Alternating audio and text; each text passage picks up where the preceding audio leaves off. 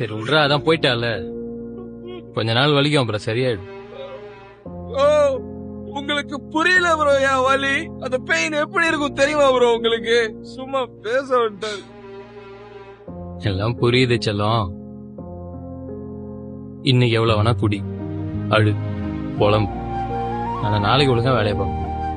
லைஃப்ல சின்ன சின்ன விஷயத்தெல்லாம் நீயே டிசைட் பண்ணு.